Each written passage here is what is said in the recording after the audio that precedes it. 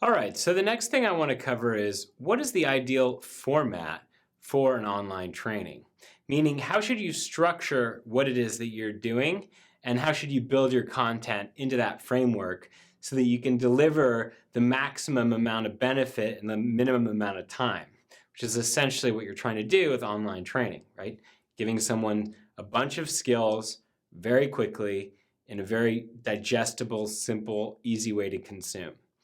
Now, what we recommend generally, especially for an entry-level online training, is to break it up into a 30-day course. That's a great place to start. So 30 days to better prospecting, 30 days to boosting your sales, 30 days to better customer service, whatever it is that you're teaching, 30 days to more referrals, whatever, right? 30 days to double your referrals. Something catchy, something that makes sense, right? So that course name kind of lends itself to a great structure.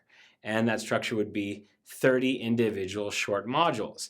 And those modules could be anywhere from 4 to 7, 10 minutes absolute max in length, each discussing a subsequent sequence of topics and leading the student through your process of learning how to do some skill or learning how to apply some process or system that you've developed.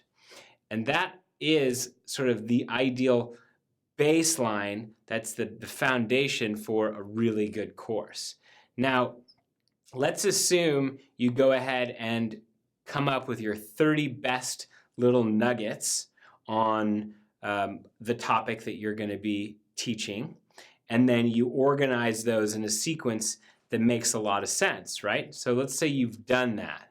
Well, what do you teach inside of the actual videos that you're going to be shooting, the actual content modules themselves?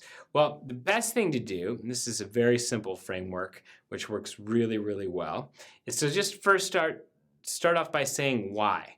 Why are you covering the topic that you're covering, and why is it important? So if I was going to deliver to you, a course about building online courses, I would start off a module about filming, or editing, on sort of the background of why is it important to care about editing. Well, it's important to care about editing because if you don't put your time and energy into setting yourself up correctly for your whole filming process, your editing process will be much longer, and that costs you more money and more time, more headache, more stress, right? It makes the whole process less interesting, and that's why you should care about editing.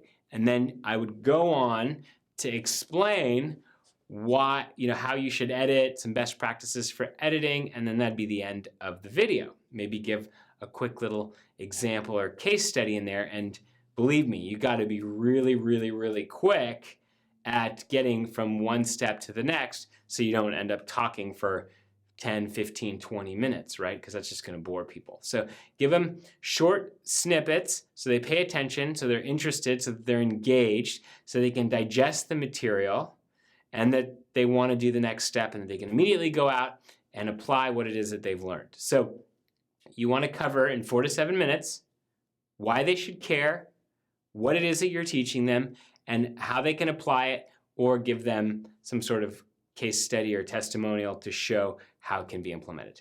That's the simplicity. That's all you cover. If you do that 30 times on a series of your best content on the subject, you're going to have a great course that's extremely engaging.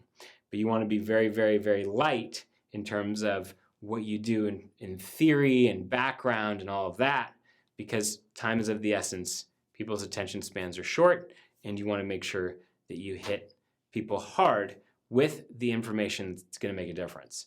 Otherwise, they're not going to care, they're not going to pay attention, they're going to move on, right? In a live training, you have the luxury of building rapport and taking time with people and telling stories and this and that and kind of wandering around sometimes. It's not that big of a deal. But online, you have very, very short periods of time. You got to make them count.